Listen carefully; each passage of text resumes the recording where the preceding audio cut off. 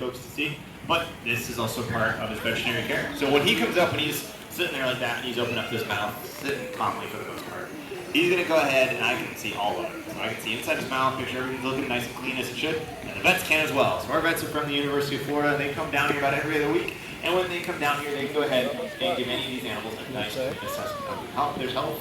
We even have alligators here that are willing to participate in things like their own blood draws. Think of any animal just willingly participating in its own veterinary care. It's a lot less stressful on that animal, and it's a lot less stressful on us. But what I'm doing right now is something you should never be able to do. There is no reason you should be able to walk up to alligators and do this. Yeah, even him. He's 12 feet long. I don't know, you gotta keep your mouth open. Yeah. So wild alligators, this size, should have a very healthy fear of humans. Any human, comes up to them, they should be hightailing and moving the other way. And as you see, they don't do that. This, because of the training that we do, this makes this a more dangerous situation than I'm putting myself into. This is why you never really just want to feed a wild alligator. Because when you do, all it's going to happen is you slowly but surely take away that natural fear these animals have of humans. And it might not happen to you, but eventually it might happen to call this industry. Just put it as a very bad day. But right now, let's go over here on this side and look at all of these alligators that are piled up on land. Now, a lot of questions that come from this, when people see them like this, we hear a lot of times is, oh, they're being lazy, they're not doing anything, looking at them just lying here, but this is an essential behavior that all these animals have to do. You see, alligators are reptiles. One thing reptiles cannot do is they can't generate that own internal body temperature there. They gotta get it from external source of heat, like the sun.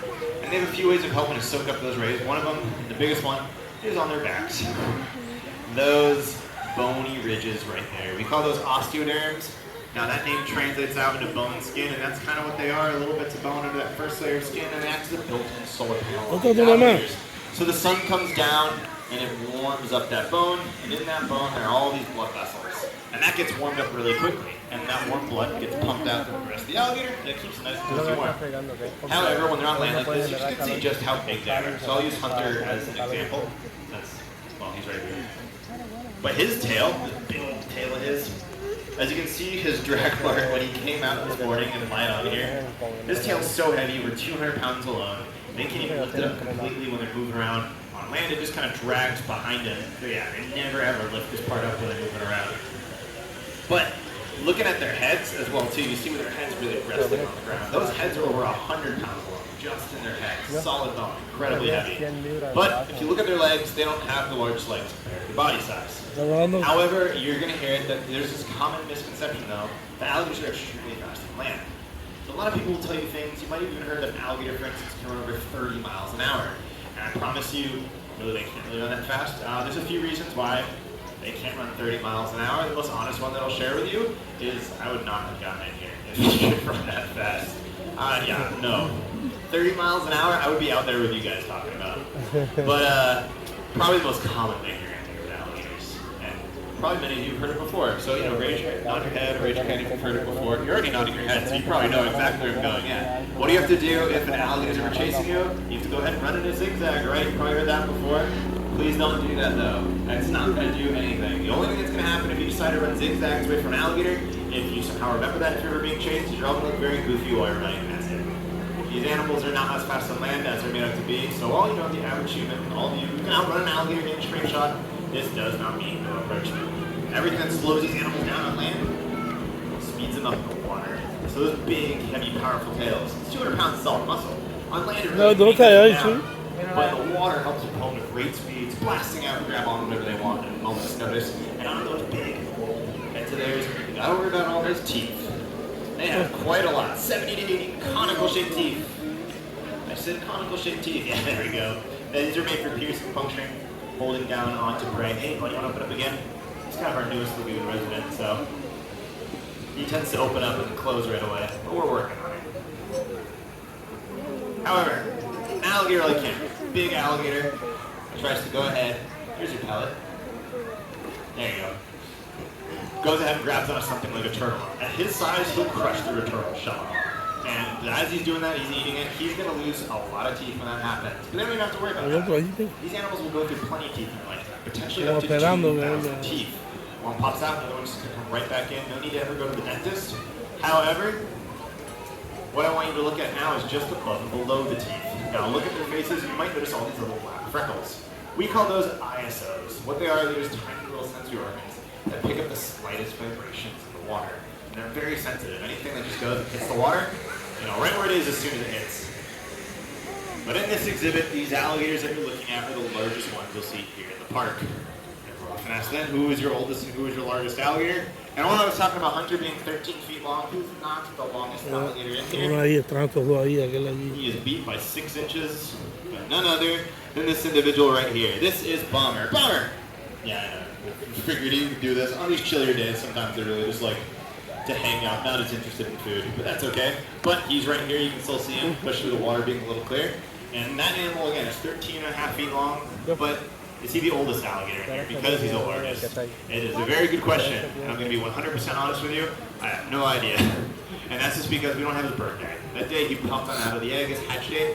It's the only way you can be 100% certain of these animals. Now, that is one way to determine, you know, how big an alligator is going to get at his age. But their environment, how much food they're getting in that environment, and differences between male versus female are all going to come into play. So male American alligators are the big ones here. These are all 11 to 12 feet long is the average size. You know, Bomber over that, 13.5 feet long. And the females tend to get about 7 to 9 feet. You can really see the difference from the smaller ones up on there next to the big males. And then usually we're often asked, people want to know is, okay, how am I going to tell the difference between, you know, these alligators and then all the crocodiles that we're looking at today? And really the easiest way to tell is just to go ahead and take a look at their head. So alligators have these big, broad heads, a common trait among the 2 species of alligators in the world. You can really see these big U-shaped heads that they have. Perfect. There you go, bud. Now crocodiles, that snout's going to be a much longer, more narrow pointed V, and that's the easiest way to tell the difference.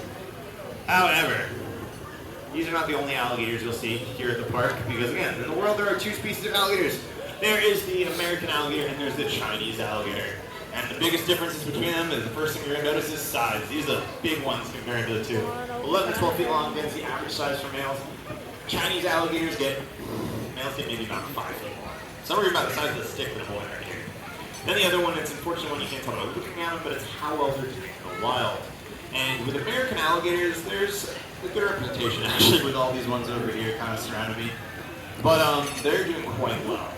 Wasn't always the case. They were on the endangered species list at one point in time, just giving them a lot of regulations and protections, you know, just giving them the chance to bounce back. There's now about 1.3 million alligators just here in Florida alone.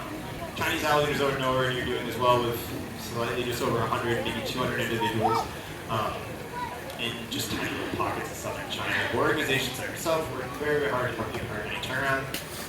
However, I really just have one last fact for you folks. Before that, I want to thank you all so much for coming out to the realm of the alligator and St. Augustine Alligator Farm. But if you have any questions at all, where I came in just right here, feel free to come on over, ask me any questions. I'm more than happy to answer them. Other than that, my last fact that I have for you is that these animals that I keep asking to open up their mouths in front of me have the largest bite force in the planet. 2,000 PSI. A bite force of around 2,000 to 3,000 pounds. I knew it. 2,000 or 3,000 PSI. Down on top of you. So you get a good sense of that bad day that I'm talking about. So, No PSI, It's PSI 2. Stalker, what do you say? All right, hold that open right there. They're so beautiful. I love Thanks, these. bud. Folks, thank you all so much again, though. I just hope each and every one of you have a great rest of your day. Thanks for coming out to the St. Augustine Alligator Farm.